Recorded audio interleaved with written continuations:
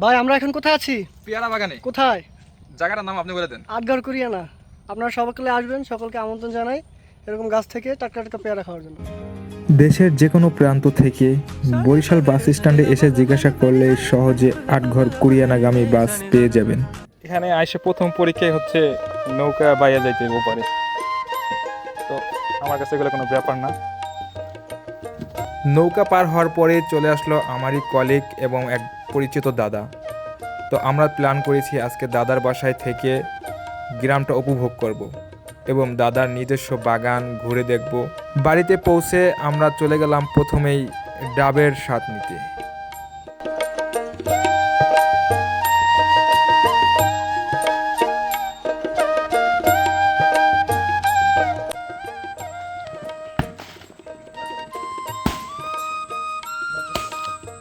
অসম্ভব মিষ্টি ছিল।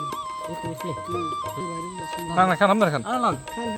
ডাবের পানি খেতে খেতে চিন্তা করতেছি আর কি খাওয়া যায়।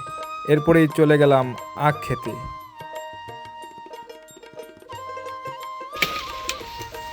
সব থেকে বড় একটা আখ নিয়ে আমরা খেতে খেতে চলে যাচ্ছি পেয়ারা বাগানের এখন উদ্দেশ্যে। যাইতেছি কোথায় ভাই? এখন দেখতেছি পেয়ারা বাগান, এদিকে পেয়ারা বাগানের ভিতরেই না ওই? ভিতরে সামনে। আচ্ছা।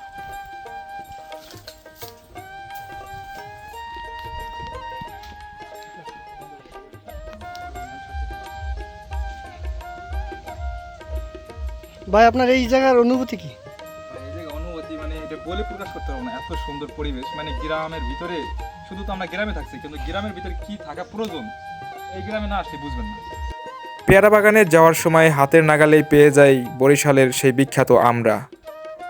দেখে লোভ সামলাতে পারলাম না।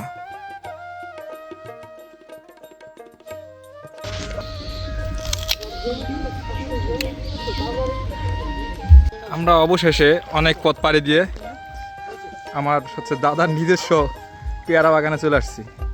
এদিকে সবই আছে, এইখানে আপনার হচ্ছে জাল পাচ্ছে মাছ মারার জন্য। পেয়ারা বাগানের ভিতরে একদম টাটকা, গাছ থেকে ছিঁড়েই খাচ্ছি আর আরাম পাচ্ছি। ভাই কেমন লাগতেছে পেয়ারা, রাকিব ভাই? পেয়ারা বাগান ঘুরতেছি এবং যেটা পছন্দ হয় সেটাই ছিঁড়ে খাচ্ছি। এ যেন এক ভিন্ন রকম অনুভূতি। ভাই খাই দেখেন, এখানে সব থেকে সুস্বাদু, মানে যারা চাষ করে তারাই জানে যে পেয়ারা কোনটা স্বাদ। ভাই এটা অনেক মজা আসলে। পেয়ারা দেখছেন কত কচকচে, এরকম কচকচে দিয়ে ভাই বাজারে কিনতে পাবেন না। বাজারে পাবেন উলা লেলা ল্যাংড়া এইসব। কচকচে গিয়ে পেয়ারা খাইতে হলে বাগান আসতে হবে।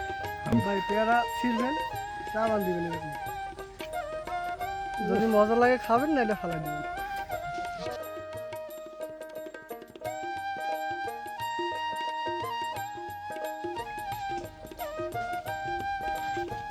পেয়ারা তো খাইতেছি, কষ্ট হচ্ছে, ঘুরতেছি বাগানে, আর পেয়ারার পাশাপাশি রেস্টের জন্য আমাদের জন্য পালং পাইতে রাখছে, পালংকে বসে আছে ভাই।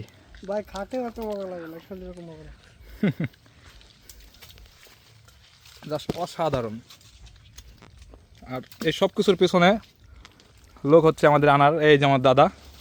দাদা আপনাকে অসংখ্য ধন্যবাদ এত সুন্দর পরিবেশে এবং কি ঘোরানোর জন্য। আপনি নিজেও কষ্ট করতেছেন। কষ্ট না, এটাই আনন্দ। হ্যাঁ, অবশ্যই। এটাই আমি খুশি। ফলিকের জন্য হালকা একটু কষ্ট বা পানি এটা কিছু না, কিন্তু এই যে আনন্দটা, এইটা তো আর এই কষ্টের কাছে আনন্দটা কিছুই না। হ্যাঁ হ্যাঁ, অবশ্যই। হচ্ছে পেয়ারা বাগান শেষ। দাদারি মিনিমাম হইলেও মনে করেন 50 কিলো আমরা বাগান আছে, যদি কম হয় বিশাল বাগান। হচ্ছে পেয়ারা গাছগুলো পরিচর্যা করেন কিভাবে আপনারা?